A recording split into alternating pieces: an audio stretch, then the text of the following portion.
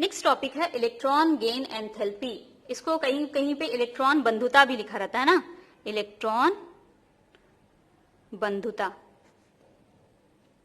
पर इलेक्ट्रॉन बंधुता अब नहीं कहते हैं मोस्टली। अब बुक में इलेक्ट्रॉन बंधुता लिखा हुआ नहीं आता है, अब इलेक्ट्रॉन गेन एंथैल्पी ही लिखा हुआ आता है, क्योंकि इलेक्ट्रॉन बंधुता और इलेक्ट्रॉन गेन एंथैल्पी में थोड़ा सा डिफरेंस है, पर एनर्जी जो है वो बहुत माइनर डिफरेंस होने के कारण दोनों को एक ही ले लेते हैं। ठीक है, एक ही ले लेते हैं। इसलिए मैं अगर इलेक्ट्रॉन गेन एंथैल्पी या इलेक्ट्रॉन बंधुता कुछ भी आप लोग कहो, लेकिन अब यही शब्द यूज किया जाता है, इलेक्ट्रॉन गेन एंथैल्पी। नाम से स्पष्ट है, इलेक्ट्रॉन बंधुता मतलब इलेक्ट्रॉन को बांधना। तो अभी हम लोग पढ़े आयनन ऊर्जा मतलब इलेक्ट्रॉन को निकालने के लिए आवश्यक ऊर्जा। अब हम लोग पढ़ेंगे इलेक्ट्रॉन बंधुता मतलब इलेक्ट्रॉन को लेने पर मुक्त ऊर्जा।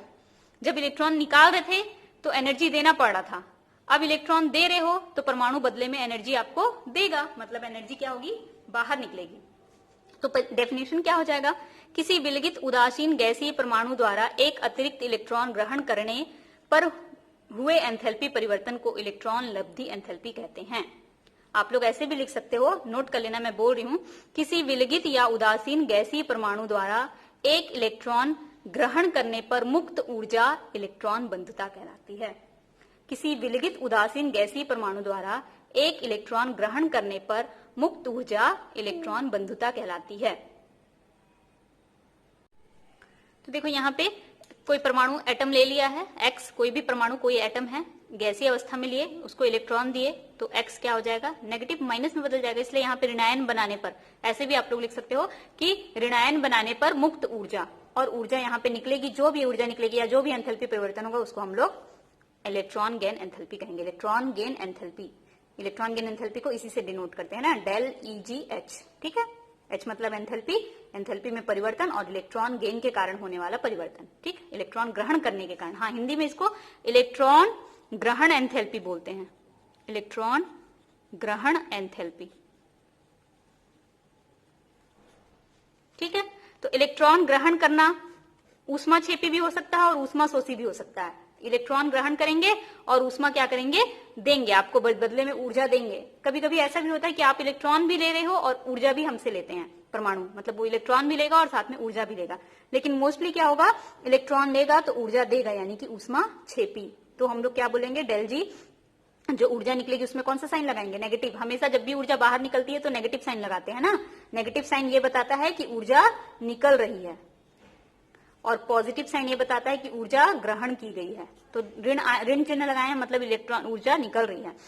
अधिक ऋणात्मक, अगर डेल जी का मान कहीं पे आपको ज्यादा ऋणात्मक दिख रहा है तो मतलब उसकी इलेक्ट्रॉन ग्रहण एंथैल्पी का मान ज्यादा है, मतलब उसकी इलेक्ट्रॉन ग्रहण करने की क्षमता भी ज्यादा है। मतलब जिसके लिए भी इलेक्ट्रॉन गेन एंथैल्पी का मान ज्यादा ऋणात्मक होगा उसके इलेक्ट्रॉन ग्रहण करने की क्षमता सबसे अधिक होगी। फॉर एग्जाम्पल क्लोरीन के इलेक्ट्रॉन ग्रहण करने की क्षमता बहुत अधिक है, तो इसके लिए डेल EgH का मान क्या होगा, अत्यधिक ऋणात्मक, मोस्ट नेगेटिव होगा,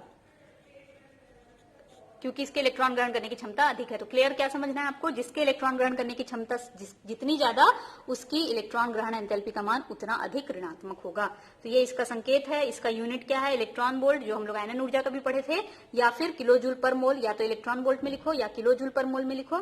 एक इलेक्ट्रॉन वोल्ट का मतलब होता है 96.49 किलो जूल पर मोल। ठीक है, अब देखो सक्सेसिव इलेक्ट्रॉन गेन एंथैल्पी, क्रमिक इलेक्ट्रॉन ग्रहण एंथैल्पी, क्रमिक इलेक्ट्रॉन ग्रहण एंथैल्पी। जैसे वहां पे क्रमिक आयनन ऊर्जा था ना, प्रथम आयनन ऊर्जा, द्वितीय आयनन ऊर्जा, तृतीय आयनन ऊर्जा, वैसे यहाँ पे प्रथम इलेक्ट्रॉन ग्रहण एंथैल्पी, द्वितीय इलेक्ट्रॉन ग्रहण एंथैल्पी, तृतीय इलेक्ट्रॉन ग्रहण एंथैल्पी, वैसी लाइन से यहाँ पे है। तो देखो जब एक इलेक्ट्रॉन ग्रहण किया, एक ऋण चिन्ह आया, तो ये क्या कहलाएगा, 1 मैंने यहां लिख दिया, मतलब प्रथम इलेक्ट्रॉन गेन एंथैल्पी। ठीक, जब ये एक और इलेक्ट्रॉन अब ग्रहण किया, 2 ऋण आ गया, तब इसको 2 यहाँ पे मैंने लिख दिया, मतलब ये कौन सा हो जाएगा, द्वितीय इलेक्ट्रॉन ग्रहण एंथैल्पी। फिर तीसरा इलेक्ट्रॉन इसने ग्रहण किया, तब ये क्या हो जाएगा, तृतीय इलेक्ट्रॉन ग्रहण एंथैल्पी।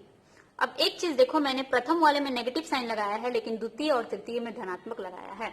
तो आपको ध्यान में रखना है कि जैसे कोई परमाणु है, ठीक है, इसके पास ऑलरेडी कुछ इलेक्ट्रॉन्स है, मान लेते हैं यहाँ पे 6 इलेक्ट्रॉन है, 1 2 3 4 5 6, ठीक, या मैं 5 कर देती हूँ, ये इलेक्ट्रॉन नहीं है ना, 5 इलेक्ट्रॉन्स है। तो अब इसको आप 1 इलेक्ट्रॉन दोगे, बदले में ये आपको क्या देगा, ऊर्जा। इसको कहेंगे इलेक्ट्रॉन ग्रहण ऊर्जा, और ये कैसा होगा, नेगेटिव, क्योंकि ये ऊर्जा दे रहा है। तो अब एक इलेक्ट्रॉन और हो गया इसके पास, अब इसको दूसरा इलेक्ट्रॉन दोगे, ये फर्स्ट इलेक्ट्रॉन था, अब इसको दूसरा इलेक्ट्रॉन दोगे, सेकंड इलेक्ट्रॉन, तब ये बदले में आपको ऊर्जा नहीं देगा, क्योंकि एक बार इलेक्ट्रॉन दिए बदले में ऊर्जा दिया, ठीक है, लेकिन जब दोबारा इलेक्ट्रॉन देते हैं ना, तो वो इलेक्ट्रॉन को लेना नहीं चाहता है, उसको रिपल करता है, प्रतिकर्षित करता है। तो हमको क्या करना पड़ेगा, साथ में इसके ऊर्जा भी देना पड़ेगा, इलेक्ट्रॉन भी देना पड़ेगा और ऊर्जा भी हमको देना पड़ेगा। तो अब आप ऊर्जा दे रहे हो, मतलब वो इलेक्ट्रॉन ऊर्जा ग्रहण कर रहा है, परमाणु ऊर्जा ग्रहण कर रहा है। जब ऊर्जा ग्रहण करते हैं तो साइन क्या होता है, पॉजिटिव, इसलिए पॉजिटिव। अब तीसरा इलेक्ट्रॉन दोगे तो फिर ये इलेक्ट्रॉन नहीं लेगा, एक ही बार शुरू में ही बस फर्स्ट वाले में लिया और आपको बदले में ऊर्जा देगा, लेकिन सेकंड बार से जब उसको इलेक्ट्रॉन दोगे तो हर बार उसको आपको साथ में ऊर्जा भी देना पड़ेगा, मतलब इलेक्ट्रॉन भी ले लो और पैसे भी ले लो वाला हिसाब किताब, ठीक है।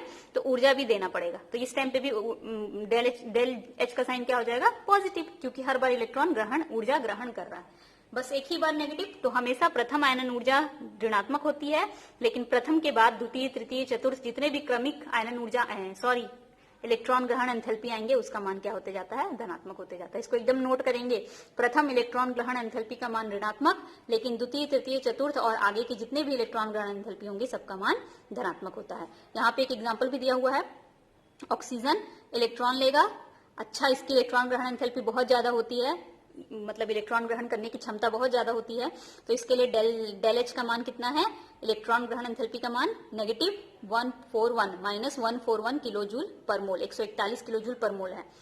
जब ये दोबारा इलेक्ट्रॉन ग्रहण करेगा, 2 माइनस बनाएगा, हालांकि इसको दूसरा इलेक्ट्रॉन भी चाहिए, जरूरत होती है इस इलेक्ट्रॉन की, लेकिन अब देखो इसके इलेक्ट्रॉन ग्रहण एंथैल्पी धनात्मक हो जाती है 780, मतलब इसको बहुत सारी ऊर्जा हमको देनी पड़ती है, जितना ये हमको नहीं दिया था उससे ज्यादा हमको इसको देना पड़ता है ना। तो प्रथम का हमेशा ऋणात्मक, लेकिन द्वितीय, तृतीय आगे आएगा तो क्या होते जाता है, धनात्मक होते जाता है इलेक्ट्रॉन ग्रहण एंथैल्पी का मान। अब देखो इलेक्ट्रॉन ग्रहण एंथैल्पी को प्रभावित करने वाले कारक, हेडिंग डाल लेना आप लोग, इलेक्ट्रॉन ग्रहण एंथैल्पी को प्रभावित करने वाले कारक। साइज ऑफ एटम, साइज बढ़ेगा, इलेक्ट्रॉन ग्रहण एंथैल्पी का मान कम होते जाएगा। देखो छोटा साइज है अगर, नाभिक का आकर्षण क्या है, नाभिकीय आकर्षण अधिक, नाभिक का आकर्षण अधिक है तो बाहर से इलेक्ट्रॉन को खींच लेगा अपनी ओर, तो नाभिक इलेक्ट्रॉन ग्रहण करने की क्षमता क्या हो जाएगी, अधिक, और इलेक्ट्रॉन ग्रहण करने की क्षमता अधिक, मतलब डेल एच का मान क्या हो जाएगा, अधिक ऋणात्मक, अधिक ऋणात्मक, ज्यादा ऊर्जा आपको बदले में देगा, ठीक। लेकिन अच्छा साइन सिर्फ ये डिनोट कर रहा है ना, नेगेटिव साइन ये डिनोट कर रहा है कि ऊर्जा बाहर निकली है, पॉजिटिव साइन ये डिनोट कर रहा है कि ऊर्जा ग्रहण की गई है।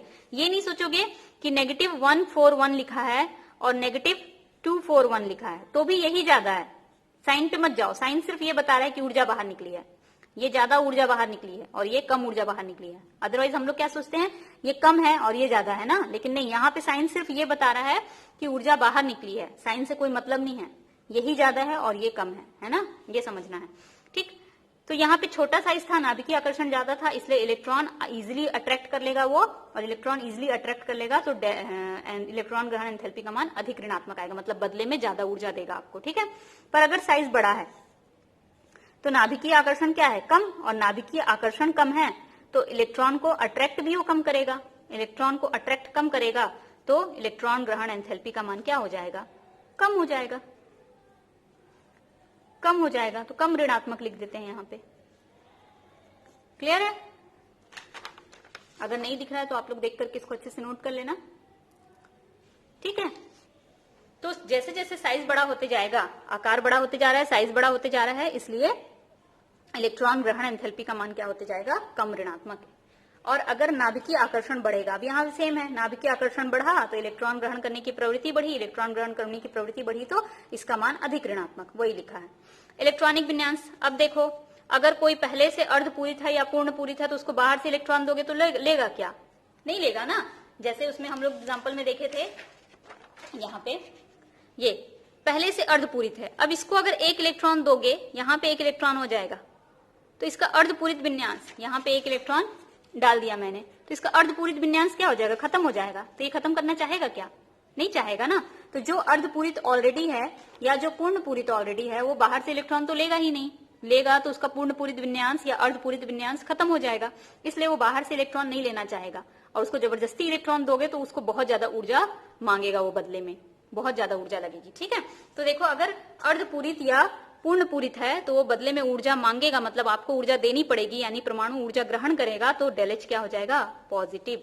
तो इस केस में कभी भी डेल एच का मान चाहे पहला लो, प्रथम लो, या द्वितीय लो, या तृतीय लो, अगर अर्धपूरित और पूर्ण पूरित केस है तो डेल इलेक्ट्रॉन ग्रहण एंथैल्पी का मान हमेशा क्या आएगा, पॉजिटिव आएगा। ठीक है, अब इसमें पीरियोडिसिटी देख लेते हैं, आवर्तिता देख लेते हैं कि समूह में ऊपर से नीचे जाने पे क्या होगा और आवर्त में बाएं से दाएं जाने पे क्या होगा। तो पहला है समूह में ऊपर से नीचे जाने पर साइज बढ़ता है, पता है आपको, ऊपर से नीचे आते हो साइज बढ़ता है, तो साइज बड़ा होगा तो क्या होगा, साइज बढ़ेगा तो डेल EgH का मान कम ऋणात्मक होते जाएगा, तो इलेक्ट्रॉन बंधुता का मान क्या होते जाएगा, कम, इलेक्ट्रॉन बंधुता कम होते जाएगी, इलेक्ट्रॉन ग्रहण एंथैल्पी कम होते जाएगा। ठीक है, साइन पे मत जाना, वैल्यू पे जाना कि वैल्यू कितना लिखा हुआ है। ठीक है, तो देखो क्लोरीन का सबसे ज्यादा, फिर ब्रोमीन का, फिर आयोडीन का, क्योंकि क्लोरीन का साइज छोटा है, ब्रोमीन का बड़ा है, आयोडीन का और बड़ा है, तो इसकी इलेक्ट्रॉन बंधुता सबसे अधिक और इसकी इलेक्ट्रॉन बंधुता सबसे कम। ठीक है, अब देखो यहाँ पे अपवाद है एक, फ्लोरीन और ऑक्सीजन। यहाँ पे देखिए फ्लोरीन का साइज सबसे छोटा है, फिर क्लोरीन उससे बड़ा है, फिर ब्रोमीन और बड़ा है, और आयोडीन सबसे बड़ा है।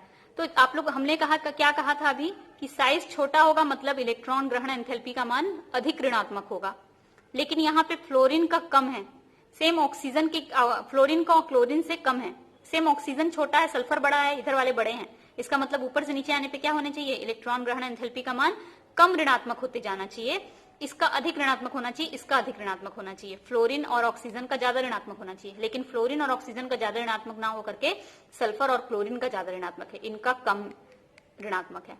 क्यों, क्योंकि देखो फ्लोरीन का साइज छोटा है, ये क्लोरीन है, ये ब्रोमीन है, ये आयोडीन है, ब्रोमीन, क्लोरीन, और यहाँ पे मैं फ्लोरीन बना दे रही हूँ, ये बहुत छोटा है ना साइज में, बहुत ही ज्यादा छोटा है। यहाँ पे मैंने फ्लोरीन, क्लोरीन और ब्रोमीन बनाया हुआ, ये बहुत छोटा है साइज में, क्लोरीन थोड़ा बड़ा है। तो जब इसको इलेक्ट्रॉन हम लोग देते हैं ना, तो ये इलेक्ट्रॉन को इतना ज्यादा साइज छोटा होने के कारण, बहुत छोटा होने के कारण, जब इसको इलेक्ट्रॉन देते हैं तो वो इलेक्ट्रॉन को प्रतिकर्षित करता है। क्या होगा कि जैसे फ्लोरीन मान लो परमाणु क्रमांक कितना है, 9, मतलब इसका इलेक्ट्रॉनिक विन्यास कितना होगा, फ्लोरीन परमाणु क्रमांक 9, 1s2 2s2 2p 4 और 1 5। ठीक है, 1 2 3 4 5, एक इलेक्ट्रॉन इसको देना है, लेकिन ना इसका साइज बहुत छोटा होने के कारण जब हम लोग इलेक्ट्रॉन देते हैं तो ये जो बाकी के इलेक्ट्रॉन है ना, ये इसको क्या करते हैं, अब देखो एकदम छोटा साइज है, मतलब इलेक्ट्रॉन एकदम पास पास होंगे, इलेक्ट्रॉन घनत्व क्या होगा, अधिक होगा, इलेक्ट्रॉन घनत्व अधिक लगेगा। क्लोरीन का देखो परमाणु क्रमांक 17, 1s2 2s2 2p6 3s2 3p5। तो अब देखो क्लोरीन का साइज थोड़ा बड़ा है, इलेक्ट्रॉन है इसके पास भी 3 4 5 और इसके पास भी 5 ही थे, लेकिन छोटे साइज में 5 इलेक्ट्रॉन का इलेक्ट्रॉन घनत्व ज्यादा और बड़े साइज में इलेक्ट्रॉन थोड़े दूर दूर, तो इलेक्ट्रॉन घनत्व क्या हो जाएगा, यहाँ पे थोड़ा कम, घनत्व कम। तो जब बाहर से कोई इलेक्ट्रॉन आएगा तो ये पांचों इलेक्ट्रॉन उसको उतना ज्यादा प्रतिकर्षित नहीं करेंगे, नेगेटिव नेगेटिव के बीच में प्रतिकर्षण होता है ना, और नेगेटिव और पॉजिटिव के बीच में आकर्षण होता है, ये जानते हो ना। तो ये वाले इलेक्ट्रॉन इस पे भी ऋण है, इस पे भी ऋण है, इसको प्रतिकर्षित करेंगे, लेकिन चूंकि ये इलेक्ट्रॉन का घनत्व कम है तो ज्यादा प्रतिकर्षित नहीं करेंगे। पर फ्लोरीन का आकार बहुत छोटा है, इलेक्ट्रॉन का घनत्व पूरा भरा हुआ दिखेगा, तो जो बाहर से इलेक्ट्रॉन आएगा उसको प्रतिकर्षण बहुत ज्यादा अनुभव होगा, और प्रतिकर्षण अनुभव होगा इसलिए वो उसके साथ जुड़ नहीं पाएगा। इसीलिए फ्लोरीन की इलेक्ट्रॉन बंधुता क्या हो जाती है, कम, इलेक्ट्रॉन को बांधने की क्षमता कम हो जाती है, जबकि क्लोरीन की अधिक।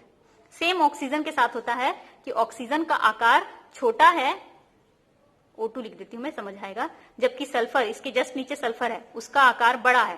तो यहाँ पे इलेक्ट्रॉन डेंसिटी, इलेक्ट्रॉन घनत्व तो ज्यादा दिखाई देता है और यहाँ पे इलेक्ट्रॉन घनत्व तो कम दिखाई देता है।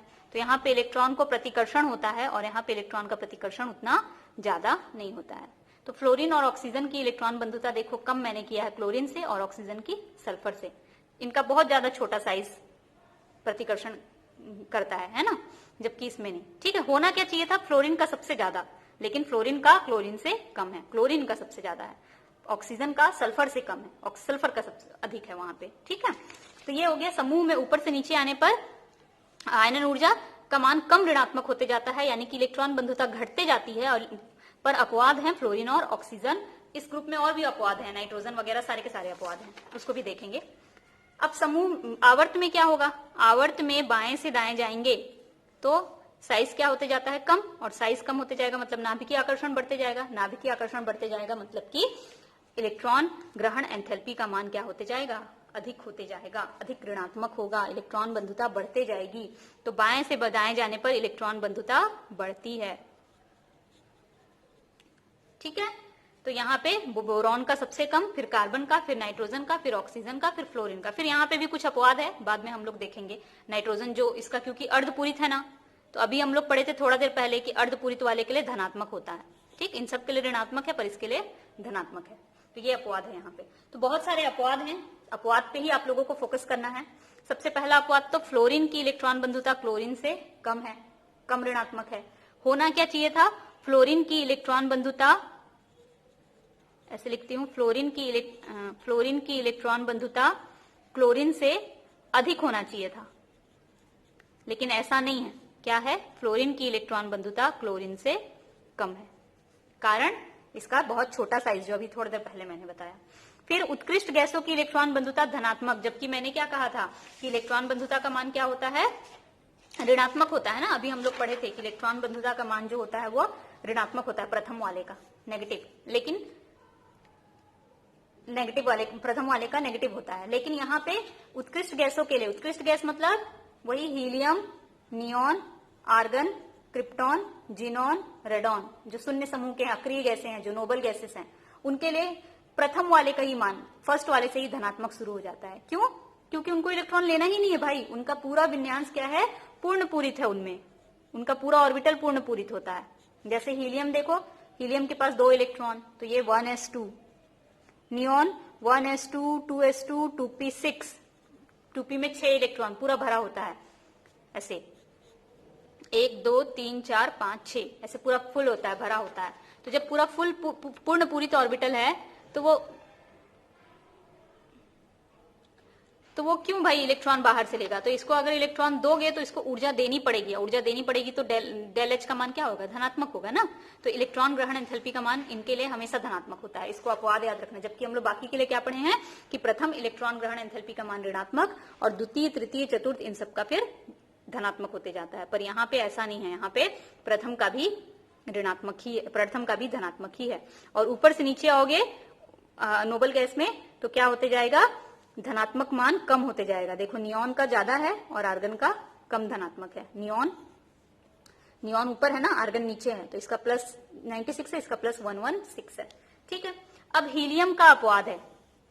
हीलियम का इलेक्ट्रॉन ग्रहण एंथैल्पी का मान सबसे कम होता है। जबकि हम लोग क्या बोले कि नियॉन का प्लस 116 था, आर्गन का प्लस 96 था, क्रिप्टॉन का प्लस समथिंग कुछ होगा। यहाँ पे ये 96 है तो ये और कम होगा उससे, है ना, 96 से और कम, 96 से कम।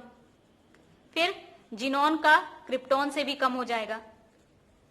तो हीलियम का होना क्या चाहिए था, नियॉन से ज्यादा, 116 से अधिक होना चाहिए था, मतलब 118, 120 या 140 ऐसे होना चाहिए था ना। लेकिन ये ना होकर के हीलियम का क्या होता है, सबसे कम, मतलब जितना जिनॉन का होगा उससे भी कम हीलियम का होता है, क्योंकि इसका साइज थोड़ा छोटा है इन सब की अपेक्षा। फ्लोरीन और ऑक्सीजन से तो बड़ा है ना, फ्लोरीन और ऑक्सीजन का तो बहुत छोटा है।